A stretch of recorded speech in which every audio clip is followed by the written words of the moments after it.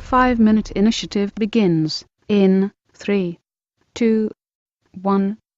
Star Realms is a space-themed deck-building game from White Wizard Games. A game that I've really grown to like, and I've taught Tony and he likes it too because we really like our deck-building games. The concept is so simple. It's like a lot of other deck-building games. You have currency that you use to spend to buy more ships that you can take into your hand, or there's damage that you can deal to your opponent, which is the overall goal of the game. You're trying to deal 50 damage to your opponent, and once you do that, if you do it before you're destroyed, you win the game.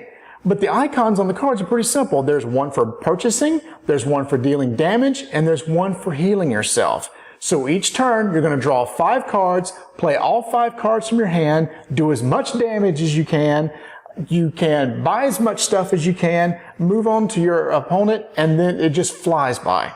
Now, what's really neat that Marty didn't mention is the fact that some of the other text on there is triggered by the other icons on the card that can be found on the upper left of the card.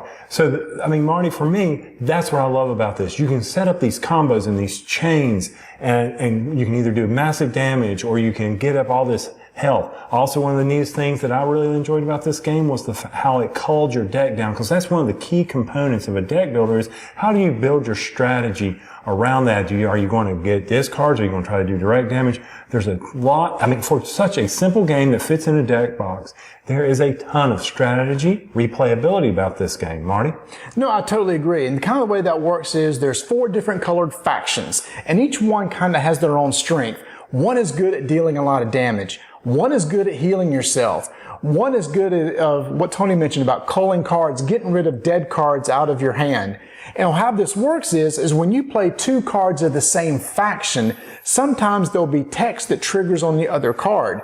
If you play, for example, a green card by itself, you might be able to do just one line or one thing on the card. If you play 2 green cards, it may trigger additional abilities on those. And that's where the deck building aspect comes in that you spoke of buying, do I buy all green? Do I buy just 2 color? You probably don't want to buy one of every color because then you won't get those combos going. Right. And now one of the neat things when I mentioned the replayability that I think is key because of these combos, you know how some games are sitting there and you've got all these, I'm just going to strategize and build in this one area, not this one. Because of the supply is a random draw, shuffle the deck and comes up.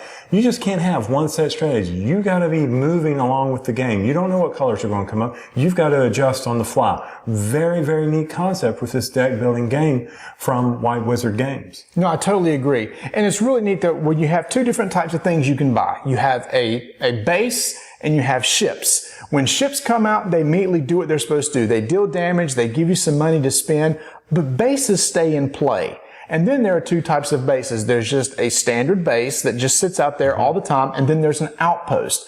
What's unique about the outpost is when damage is dealt to you, all damage must be directed to all bases that are outposts first. So it's almost like the outposts are basically a line of defense. You get a bunch of outposts out there, your opponent has to deal enough damage to get through all those before it gets to you. And when it's destroyed, it just goes back to your discard pile to be eventually drawn again.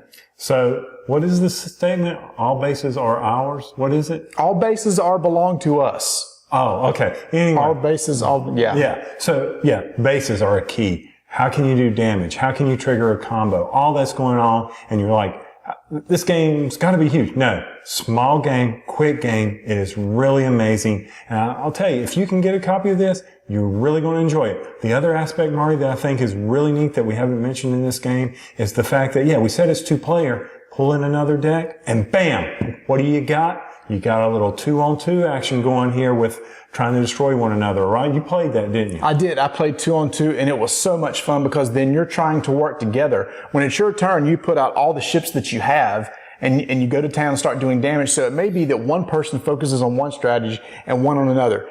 This game is only $15, and it plays in like 15 minutes. I don't think I've ever taught it to anybody when they didn't say, all right, set the game up, we're going to play again. It's just loved by everybody when they first play it. Now, you can also play it such as like with 3-player, but then that kind of promotes the, everybody gang up on somebody if somebody's getting ahead. So for me, I think it plays best either obviously 2-player or if you get a second deck, 2-on-2. That's a lot of game right there. Any final thoughts? This game, I love my card games. I love my deck builders. And it's not that this generates anything a lot new or really unique.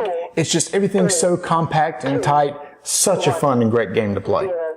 5-minute initiative is complete.